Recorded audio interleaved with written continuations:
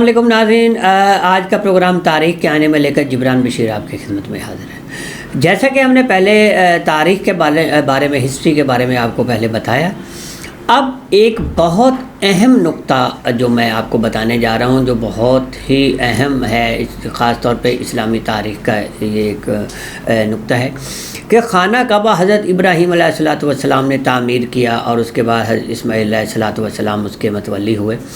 تو یہ سلسلہ چلتا رہا اور یہ پھر بت خانے میں کیسے تبدیل ہو گیا، یہ ایک بہت اہم نقطہ ہے۔ 360 بتوں سے جو بھر گیا، اس کے بعد بت خانہ کے میں تبدیل ہو گیا۔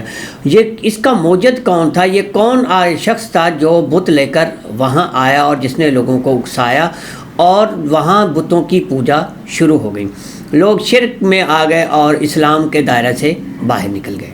تو آج ہم اس کا ذکر کریں گے۔ عرب میں جو لوگ تھے وہ پہلے دین ابراہیم علیہ السلام پر تھے، اس کے بعد حضرت اسماعیل علیہ السلام اس کے متولی ہوئے۔ اس کے بعد حضرت اسماعیل علیہ السلام کے جو اولاد تھے، صاحبزادے حضرت نابا کعبہ کے متولی ہو گئے۔ اس کے بعد قبیلہ جرہم متولی ہوا اور اس کے بعد قبیلہ جرہم کے بعد عمرو بن لہی جو قبیلہ خزاعہ کا جو متولی تھا، وہ اس کا جو ان کا مورث اعلیٰ تھا وہ اس کا متولی بن بیٹھا، اور جو قبیلہ جرہم تھا اس کو انہوں نے وہاں سے نکال دیا۔ اس کا اصل نام عمرو بن ربیعہ تھا۔ عرب میں بت پرستی کا بانی یہی شخص تھا۔ ایک دفعہ یہ شخص بیمار ہو گیا اور یہ شام چلا گیا۔ شام میں اس نے دیکھا وہاں ایک جگہ ہے بلقا جو شام میں واقع، وہاں ایک گرم پانی کا ایک چشمہ تھا، وہاں یہ اس نے اس کا غسل کیا تو وہ ٹھیک ہو گیا۔ تو لہٰذا وہاں اس نے بتوں کی پرستش کرتے ہوئے لوگوں کو دیکھا اور اس نے پوچھا کہ یہ کیا چیز ہے؟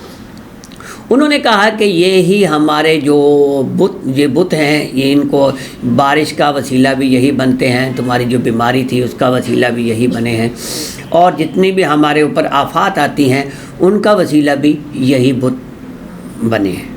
تو وہ بہت حیران ہوا، تو اس نے کہا کہ یہ مجھے بھی دو۔ تو اس نے وہ بت لیا اور لا کر خانہ کعبہ کے باہر نصب کر دیا اور لوگوں کو اس کے بارے میں اکسایا اور کہا کہ یہی جو ہے، جو نعوذ باللہ یہی خدا ہیں اور ان کی پرستش کرو، اسی کی وجہ سے مجھے بھی بیماری سے چھٹکارا ملا ہے اور تم لوگوں کو بھی تمام آفات سے چھٹکارا ملے گا۔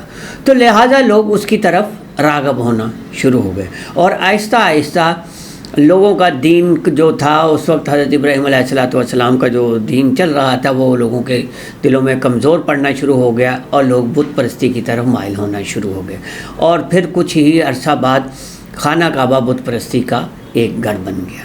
تو لہٰذا ناظرین، اس کے ساتھ ہی جبران بشیر کو اجازت دے دیا۔ نیکسٹ پروگرام میں ہم ان کے بتوں کے بارے میں بتائیں گے کہ ان کے نام کیا تھے اور وہ کیسے کیسے خانہ کعبہ میں نصب ہوتے چلے گئے۔ اس کے لیے اجازت، اللہ حافظ۔